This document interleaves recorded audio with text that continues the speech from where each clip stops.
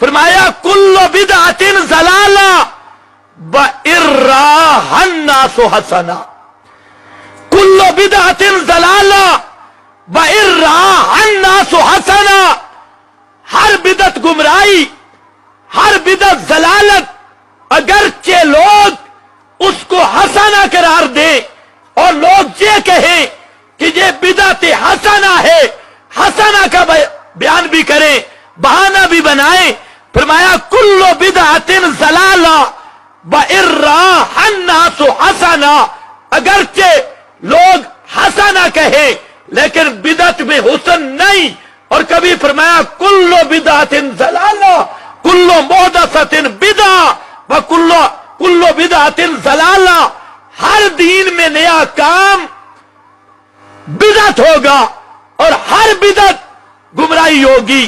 پیغمبر کریم نے تو فرمایا کل بدعہ، اور یہ کل سور ہے موجبہ کلیہ کا، فرمایا ہر بدعت ضلالت اور موجبہ کلیہ کی نقیض سالبہ جزیہ ہوا کرتا ہے۔ اب اہل بدعت کہتے ہیں بعض البدع لیس بضلالہ، تو بعض البدع بعض بدعتیں گمراہی نہیں، تو بعض بدعات کو حسنہ کہنا یہ پیغمبر کا بتایا ہوا موجبہ کلیہ کو توڑنا ہے، اور جو پیغمبر کے موجبہ کو توڑے وہ کبھی بھی ایماندار ہو سکتا نہیں۔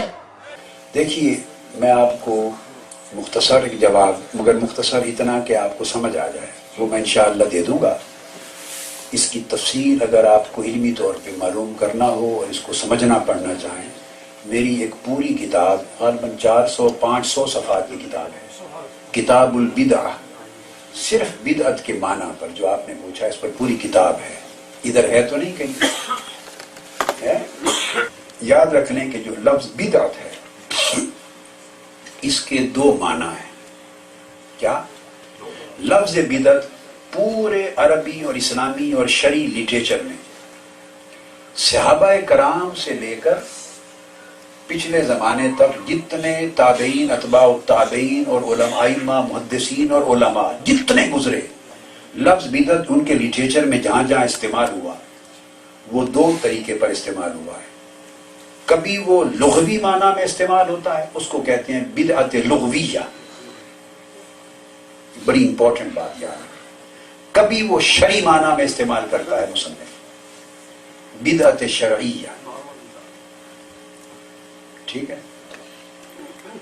اکثر و بیشتر جہاں کئی چیزوں کا تذکرہ کرتے ہوئے لکھ دیتے ہیں نا کہ یہ بدعت ہے، تو آپ اس کو پڑھیں گے، اس میں لفظ بدعت انہوں نے بدعت لغویہ کے طور پہ لکھا ہے۔ لغوی طور پہ بدعت کہتے ہیں کہ نئے کام کو، کیا؟ جسٹ نیا کام، وہ اچھا بھی ہو سکتا ہے وہ برا بھی ہو سکتا ہے۔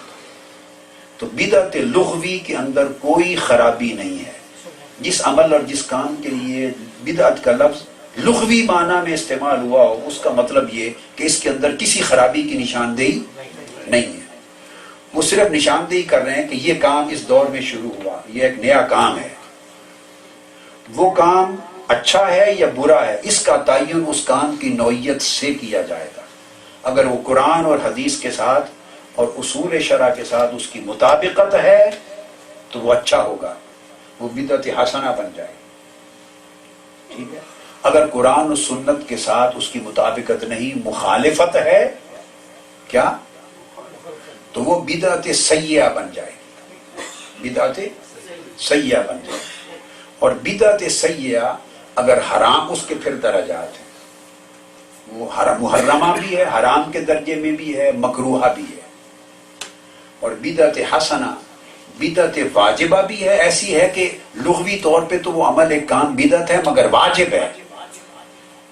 وہ یہ جتنی درس نظامی میں جتنے علوم اور فنون پڑھے جاتے ہیں، یہ قرآن مجید کے سوا اور احادیث کے متن کے سوا باقی جتنے علوم اور فنون پڑھے جاتے ہیں وہ ساری بدعات ہیں۔ جو بدعت نہیں ہے وہ صرف قرآن اور حدیث ہے۔ جی یہ بتا رہا ہوں، جو بدعت نہیں وہ کیا؟ جو حضور کے زمانے میں جو چیز جو علم تھا جو صحابہ کرام کے دور میں تھا وہ قرآن اور حدیث. اس کے بعد جو علوم بنے خواہ وہ اصول تفسیر ہے خواہ وہ اصول الحدیث ہے, علم الجرح والتعدیل, اسماء الرجال, حدیث کی تقسیم. وہ کہتے ہیں نا یہ حدیث صحیح دکھاؤ, انہوں نے کہا حدیث صحیح کا لفظ حضور نے کہاں استعمال کیا, صحابہ نے کہاں استعمال کیا, تابعین. یہ حدیث صحیح ہے, یہ ضعیف ہے, یہ موضوع ہے. یہ تقسیم بھی بدعت ہے لغوی اعتبار سے. یہ حکم شریعت کا یہ عام ہے, یہ خاص ہے, یہ مطلق ہے, یہ مقید ہے, یہ سارے احکام یہ سب بدعت ہے. یہ اصول تفسیر ہے.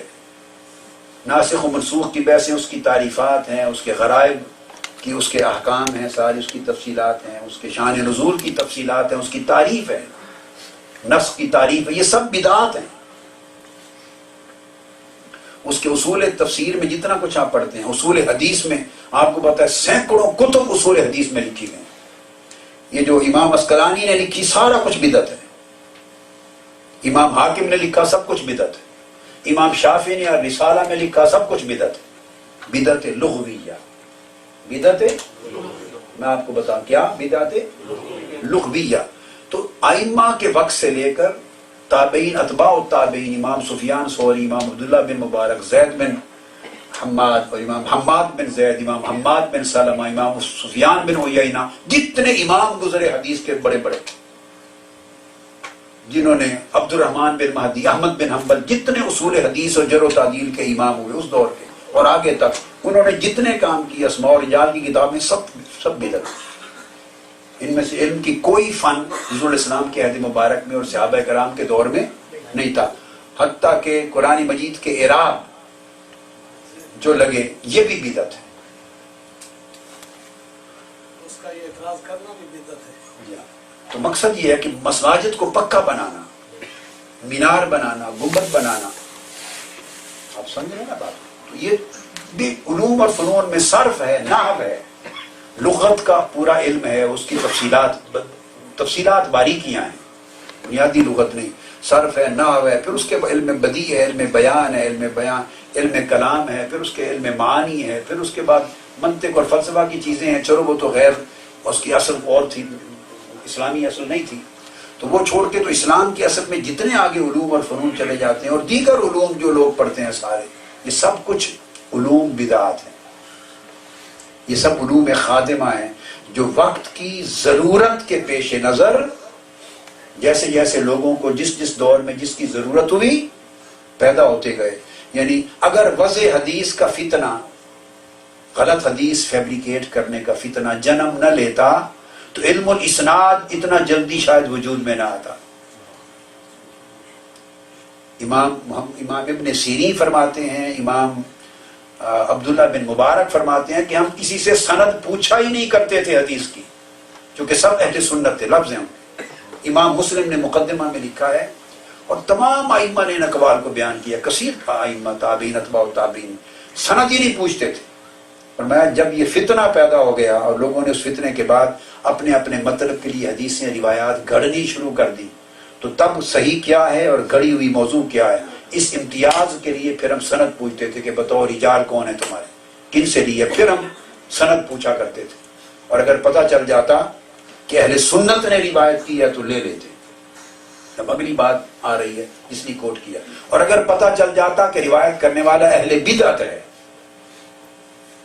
یہ امام مسلم نے بیان کیا, امام ابن سیری نے بیان کیا, تابعی, اور امام عبداللہ بن مبارک بیان کر رہے ہیں کہ اگر پتہ چلتا کہ اہل بدعت ہے تو پھر ہم روایت نہیں لیتے.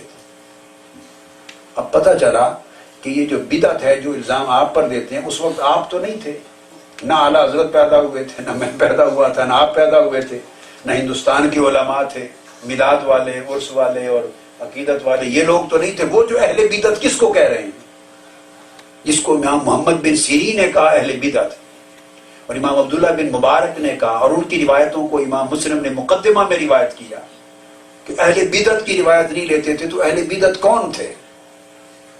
تو پتہ چلا کہ جو انہوں نے اطلاق کرنا شروع کر رکھا ہے نا کہ یہ بدعتی ہیں, بدعت ہے, یہ سارا جھوٹ ہے. بدعت ایک ایسا فتنہ ہے کہ بدعت جو ہے وہ تو اس وقت سے چلا آ رہا ہے. اور وہ کون تھے؟ سب سے پہلے بدعتی حضور علامہ ابن تیمیہ نے لکھا ہے کیا؟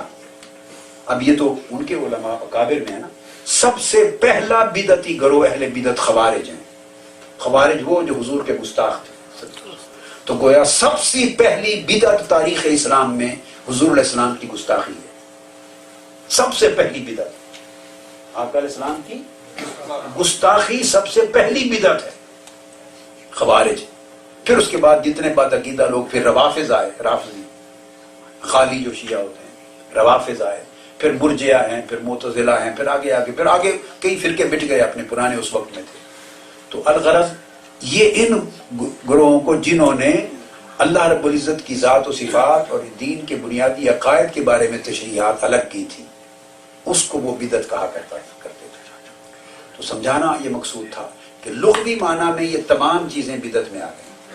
اگر یہ قرآن اور حدیث کے ساتھ ان کا ٹکراؤ نہ ہو, یہ قرآن کی کوئی اصل اور کوئی روٹ ان کی تائید کرے, قرآن کی کوئی اصل ان کی تائید کر دے تو یہ اونچے درجے میں چلی جائے گی. اگر کوئی اصل نہ تائید کرے نہ مخالفت کرے, رد بھی نہ کرے اور تائید بھی نہ کرے تو مباحہ میں چلی جائے گی, یہ مصلحت کے تحت آ جائے گی.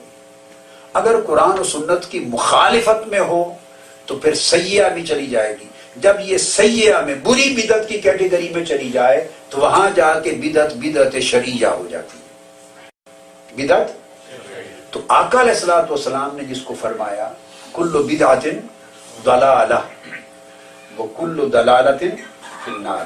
اب دوسری حدیث پاک میں آقا علیہ السلام نے اس کی تشریح کر دی, کل بدعت دلالت. سنت کو بھی کہا من سن فی الاسلام سنتن سیئتن ومن سن فی الاسلام سنتن حسنتن. جیسے لفظ بدعت کا استعمال ہے حسنہ اور سیئہ میں, اچھی اور بری میں, اسی طرح لفظ سنت کا بھی استعمال ہے اچھی اور بری میں. اس مسلم شریف میں بھی ہے, ترمذی میں بھی ہے, ابو داؤد میں بھی ہے, سیاستہ میں ہے کہ جس شخص نے اچھی سنت کا اجرا کیا اس کو اجر ملے گا اور عمل کرنے والوں کا بھی ملے گا, اور جس نے بری سنت کا اجرا کیا اس کو گناہ ملے گا اور عمل کرنے والوں کا بھی وبال اس پر ہوگا. تو پتہ چلا کہ آقا علیہ السلام نے سنت کو بھی تقسیم کر دیا. اب یہ سنت سے مراد آقا علیہ السلام کی سنت ہو سکتی ہے؟ اس لیے میں بتا رہا ہوں کہ دو معنی ہوتے ہیں. جس طرح سنت کے دو معنی ہیں, ایک معنی لغوی ہے اور ایک معنی شرعی ہے. اگر سنت معنی شرعی میں آئے شرعیہ تو اس سے مراد صرف سنت رسول ہوگی, یہ سنت خلفائے راشدین بس. پھر سنت کا لفظ شرعی معنی میں آگے نہیں جاتا. اگر سنت کا لفظ لغوی معنی میں آئے سنت لغویہ تو اس سے مراد رسم ہوگی, طریقہ ہوگا, ٹریڈیشن ہوگی, عمل ہوگا, شعار ہوگا. اب یہ لفظ سنت لغوی معنی میں امام مالک کے ہاں موطا اٹھائیں تو اس زمانے میں بھی استعمال ہوتا تھا, حالانکہ وہ ائمہ سنت تھے. تو اہل مدینہ کے عمل کو کہتے تھے کہ اس پر سنت ہے, اس سے مراد حضور علیہ السلام اور خلفائے راشدین کی سنت نہیں, یعنی ان کا عمل ہے اس پر, کیا پریکٹس ہے. تو سنت بھی لغوی معنی میں ہوتی ہے اور کبھی شرعی معنی میں. اگر شرعی معنی میں ہو تو وہ اچھی ہی ہوگی, وہ تو بری ہو ہی نہیں سکتی معاذ اللہ. تو جب اس کو کہا جائے سنتن سیئتن بری سنت, یہ آقا علیہ السلام نے فرمایا ہے جو بری سنت کو شروع کرے اس کا گناہ اور عمل کرنے والوں کا بھی وبال اس پر ہوگا. تو اس سے پتہ چلا کہ اب جب آپ پہنچ گئے اس نقطے پر کہ بری سنت بھی ہوتی ہے تو آپ کے پاس کوئی اور راستہ نہ رہا اس بات کو حل کرنے کا, عقدہ حل کرنے کا کہ لفظ سنت کس معنی میں ہے. تو آپ کو بامر مجبوری اپنا ایمان بچانے کے لیے اس کی تقسیم پر جانا پڑے گا کہ سنت کی دو تقسیمات ہیں, ایک سنت شرعیہ اور ایک سنت لغویہ. یہاں سنت لغویہ مراد ہے کہ اگر قرآن و سنت کے مطابق ہوگا طریقہ تو سنتن حسنتن ہے, اگر مخالفت میں ہوگا تو سنتن سیئتن ہے. یہی طریقہ بدعت کے اندر ہے, یہی طریقہ بدعت کے اندر ہے. نماز تراویح کی جماعت کھڑی کروا دی ہے ابی بن کعب کے پیچھے سیدنا فاروق اعظم نے, اگلی رات دیکھا تو صحیح بخاری میں ہے یہ صحیح, تو خود نماز تراویح با جماعت شروع کروا کے جب اگلے دن دیکھا تو فرمایا نعمت البدعۃ ھذہ, یہ کتنی اچھی بدعت ہے. اب خلفائے راشدین کا فرمانا اور امام بخاری کا روایت کرنا بھی حضور کی حدیث کے مطابق اس کا تسلسل ہوتا ہے، اسی اصطلاح کا استعمال ہے. جیسے بتا دیا نا میں نے کہ سنت بھی حسنتن اور سیئتن، تو سیدنا فاروق اعظم نے تقسیم کر دیا جب فرمایا نعمت البدعۃ. اب ان سوال کرنے والوں سے آپ پوچھیں کہ بتائیں دو حدیثوں کو جوڑ دیں آپس میں. اگر ہر بدعت کا مطلب ہے کہ جو بھی بدعت ہوگی نئی چیز وہ ضلالت اور گمراہی ہے، اگر اس قاعدے کو مان لیا جائے تو سیدنا فاروق اعظم خود فرما رہے ہیں، خود تراویح با جماعت شروع کروا کے امام متعین کر کے صحیح بخاری میں خود فرما رہے ہیں کہ کتنی اچھی بدعت ہے. انہیں کہیں اس حدیث کو اور اس حدیث کو کہ ہر بدعت دلالت ہے، دونوں کی تطبیق کر دیں. کیا ہے آپ سمجھ گئے؟ کل ائمہ محدثین جنہوں نے اس حدیث پر کلام کیا ہے، آپ کو ایک شخص بھی اس کے علاوہ پوری تاریخ میں نہیں ملے گا جو اس کی تطبیق اس کے سوا کچھ اور کرے جو میں نے آپ کو بتا دی. اس کا جواب ہی اور کسی نے آج تک نہیں دیا. اور حقیقت یہ کہ وہ کہیں گے کہ بدعت یہاں معنی لغوی میں استعمال کی ہے سیدنا فاروق اعظم نے، اور لغوی معنی میں جو بدعت ہوگی وہ اچھی ہو سکتی ہے، وہ اچھی ہوگی، اور جو صرف بری اور دلالت ہوگی وہ بدعت شریعہ ہوگی. تو آ کر اور دوسرے مقام پر ایک مقام پر ایسا بھی ارشاد، اور پھر حضور نے فرمایا اگلی بات بدعت کی یہ تو آگے نا کلو بدعت دلالہ. اب بدعت بنتی کیسے ہے؟ تعریف سنیں، یہ تو حکم ہے. کیا یہ ہے حکم، مگر تعریف کیا ہے بدعت کی وہ بھی حدیث سے لیتے ہیں.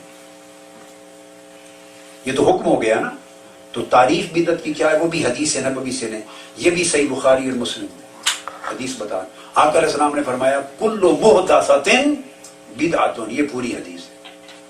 اور یہ صرف اتنا ٹکڑا لوگ پڑھ لیتے ہیں، بلکہ پوری حدیث یوں ہے. آقا علیہ السلام نے فرمایا، چونکہ میں اس پر آپ کو کنکلوڈ کروں گا، میں تھوڑا ترتیب سے آہستہ آہستہ پیچھے چل رہا ہوں حدیث کے پیچھے. یہ اینڈ کا جملہ تھا، اب اس کے آگے پہلے کے حصے پہ آگے تعریف فرمائی کل محدثۃ بدعۃ. محدثہ، اب یہ لفظ یاد رکھ لیں، کیا محدثہ، ہر محدثہ کو بدعت کہتے ہیں. پہلے تعریف مقرر کر لیں، کیا ہر محدثہ، یہ حدثہ سے ہے، ہا دال ثا. محدثہ اس کا لغوی ترجمہ تو ہوتا ہے ہر نیا کام، مگر اب آگے متعین ہو جائے گا کہ نئے کام سے مراد دراصل فتنہ ہے.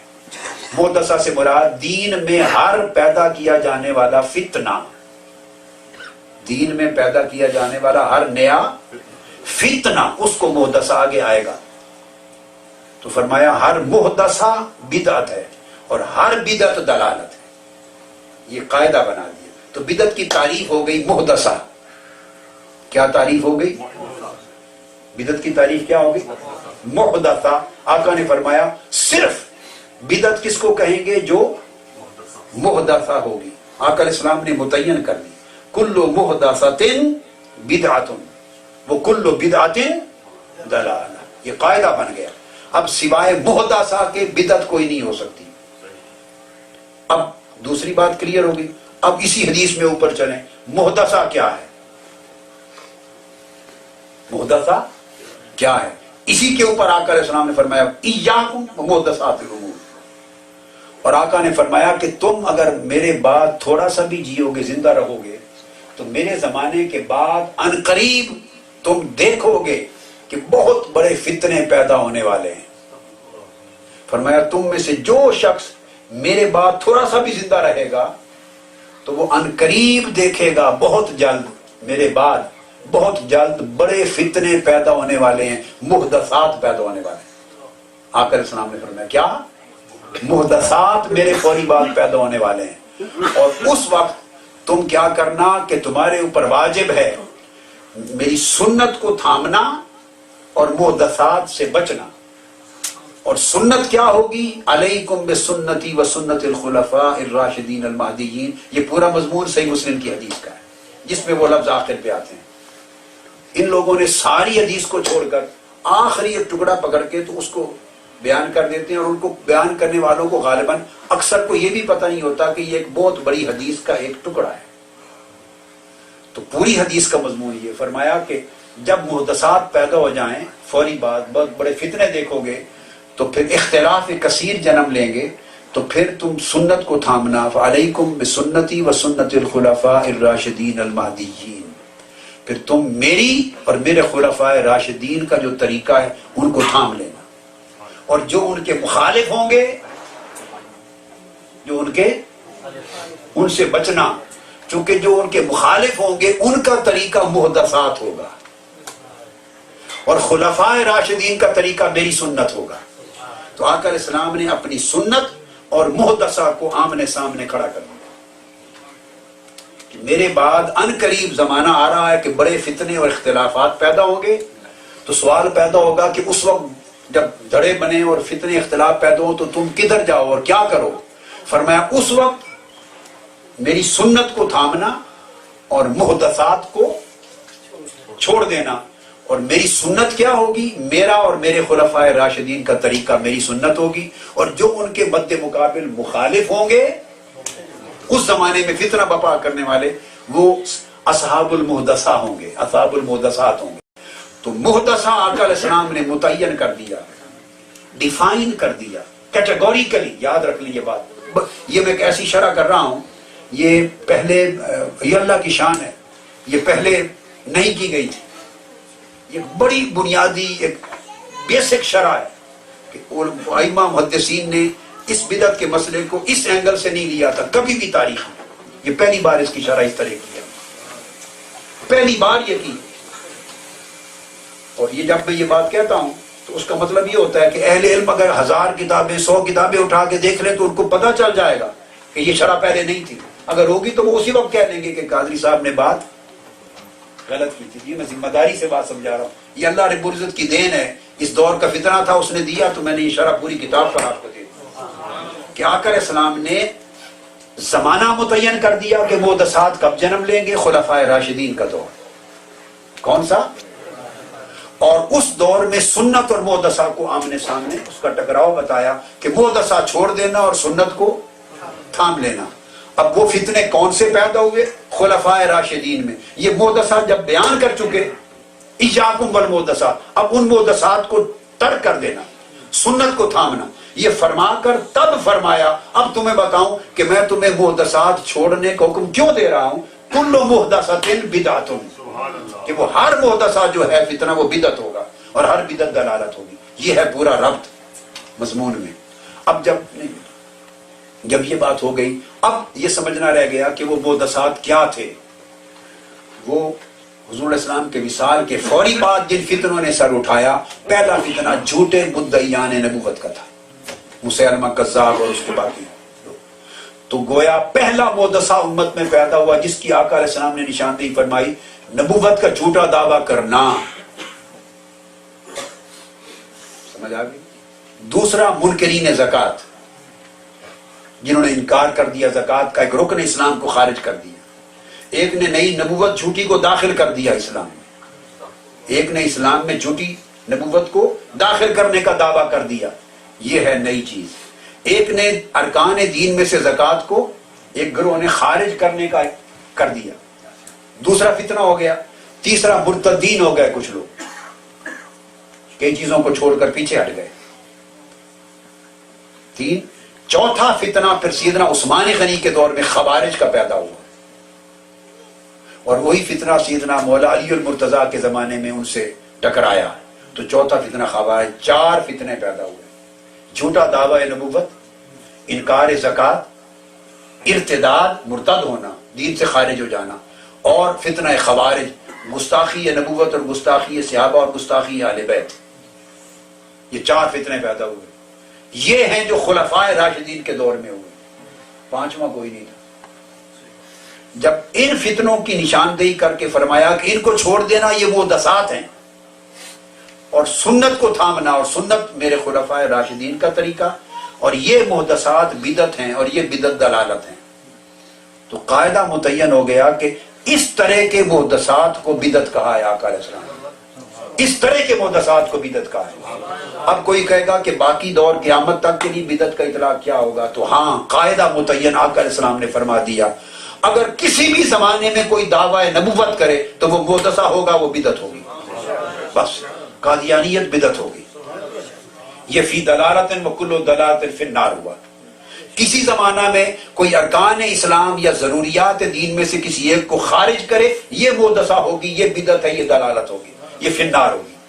کسی زمانہ میں کوئی دین کے ارکان میں، واجبات اور فرائض میں اور بنیادی اساسی ضروریات دین میں کوئی اضافہ کرے، وہ محدثہ اور بدعت ہوگی۔ کوئی کعبہ نیا بنا دے، کوئی حج کا مہینہ نیا بدل دے، کوئی ایک حج کو 2 حجوں میں بنا دے، کوئی کہے کہ گرمیوں میں حج منسوخ اور سردیوں میں ہوگا، کوئی رمضان کا مہینہ بدل دے۔ اب آپ سمجھیں کہ جو اساسیات دین ہے، ضروریات دین، ان میں کوئی نئی چیز داخل کر دے یا کوئی اصل چیز کو خارج کر دے۔ جیسے وہ 4 فتنے ہوئے تھے، اس سطح کا کوئی فتنہ اگر قیامت تک ہوگا تو وہ حضور علیہ السلام کی تعریف کے مطابق بدعت ہوگی۔ اور اس کے علاوہ کوئی چیز جو ضروریات دین میں سے نکالی نہیں گئی اور ضروریات دین میں اضافہ نہیں ہوا، اس کا کوئی عمل بدعت سیئہ نہیں ہو سکتا۔ جو آدمی یہ تعریف کرے وہ حضور کے فرمان کا دشمن ہے، مخالف۔ اب آپ کو اس کی تفصیل آپ پڑھ لیں گے کتاب البدع میں، میں نے تو اس میں تو میں نے یہ تو ایک نقطہ بیان کیا، اس میں تو اور بے شمار ہیں۔ اور آقا علیہ السلام نے فرمایا من احدث فی امرنا ما لیس فیہ، اور دوسری بات میں ما لیس منہ فہو رد۔ پھر جوڑ دیا کہ جس نے ہمارے اس دین میں احداث کیا، من احدث فی امرنا، ہمارے اس دین میں کوئی نئی بنیادی دین کے ارکان میں کوئی اضافہ کیا جو اس میں سے نہیں تھا، وہ رد ہے۔ جتنے نیک اعمال عرس کرتے ہیں آپ میلاد پاک کرتے ہیں، آپ جتنے بھی مختلف کام کرتے ہیں جن کو بدعت کہا جاتا ہے، صلاۃ و سلام پر جن کو بدعت کہا جاتا ہے، آپ 1000 چیزوں کو، 100 چیزوں کو، 50 چیزوں کو نوٹیفائی کر دیں جس کو لوگ بدعت کہتے ہیں، ان میں سے کوئی ایک چیز بھی ایسی نہیں جس کو کوئی مسلمان ضروریات دین میں سمجھتا ہو ارکان اسلام کی طرح۔ سمجھ گیا؟ نہ کوئی ارکان دین کی طرح کسی کو ضروریات دین میں داخل کرتا ہے اور نہ ضروریات دین میں سے کسی چیز کو خارج کرتا ہے۔ یہ تو ساری چیزیں مستحسنات کے درجے کی اور مباحات کے درجے کی ہیں۔ تو جو چیز ہے ہی مستحسن اور مباح، کرنے والے کے لیے اجر و ثواب ہے، نہ کرنے والے کے لیے گناہ نہیں، اس کا تو ضروریات دین کے دائرے سے تعلق ہی نہ ہوا، وہ بدعت کیسے بن گئی؟ یہ تعریف حضور علیہ السلام کی دی ہوئی تعریف کے خلاف ہے۔ آپ سمجھ گئے؟ پھر آقا علیہ السلام نے یہ جو احداث کا لفظ ہے، محدثات کل محدثات بدعہ، 40 حدیثیں ہیں بخاری اور مسلم میں۔ کتنی؟ وہ میری کتاب میں نے درج کی ہیں، 40 احادیث جن میں یہ الفاظ مختلف طرق سے آئی ہیں۔ آقا علیہ السلام فرماتے ہیں کہ قیامت کا دن ہوگا، کچھ لوگوں کو لایا جائے گا میرے پاس حوض کوثر پر، میں کھڑا ہوں گا حوض کوثر پر، کچھ کو لایا جائے گا، ان کی شکلیں دیکھ کر میں کہوں گا یہ تو میرے لوگ ہیں، لاؤ ان کو میرے پاس۔ اب شکلیں دیکھ کر آقا علیہ السلام جو فرمائیں گے میرے لوگ ہیں، یہ کون لوگ تھے؟ جو آقا علیہ السلام کے وصال مبارک کے وقت تک زندہ تھے اور بعد میں ان قبائل میں مل کے ان 3 فتنوں کا شکار ہو گئے، مدعیان نبوت جھوٹوں کے ساتھ، یا منکرین زکات، یا مرتدین کے ساتھ۔ سمجھ گئے؟ چہرے دیکھ کر تو میرے لوگ ہیں، تو فرشتے کہیں گے یا رسول اللہ کیا آپ کو نہیں پہچانتے کہ ما احدثوا بعدک، یہ لفظ 40 مرتبہ آیا ہے حدیث ہے کہ آپ کے بعد انہوں نے کیا کیا محدثات کیے۔ وہ جو لفظ ہے نا کل محدثۃ بدعہ، اور من احدث فی امرنا، بدعت کا مطلب جو ہمارے دین میں احداث کا مطلب ہے نیا فتنہ۔ تو یہ جو احداث اور احدث کا لفظ ہے وہی لفظ آیا ہے کہ پوچھا جائے گا یا رسول اللہ آپ کو معلوم نہیں کیا، آپ جانتے تو ہیں کہ آپ کے بعد یہ وہ لوگ ہیں جنہوں نے احداث کیا، اور حدیث پاک میں صحیح بخاری کے لفظ ہیں کہ الٹے پاؤں پھر کے کافر ہو گئے تھے، اور یہ بھی لفظ آیا فَارْتَدُّوا عَلَىٰ آثَارِهِمْ، الٹے پاؤں پر مرتد ہو گئے تھے، یہ لفظ صحیح بخاری کے ہے۔ تو پتہ چلا کہ اصحاب محدثات احداث کرنے والے وہ لوگ تھے جو دین سے نکل گئے حضور کے بعد اور الٹے پاؤں مرتد ہو گئے تھے۔ اس صحیح بخاری کی حدیث نے آقا علیہ السلام نے یہ خبر بھی دے دی ہے کہ جن کو بدعت کہا ہے، جن احداث کو، یہ وہ لوگ ہیں جو دین سے خارج ہو کے مرتد قرار پائے۔ تو کیا ایسے اعمال کے کرنے والا مرتد ہوگا؟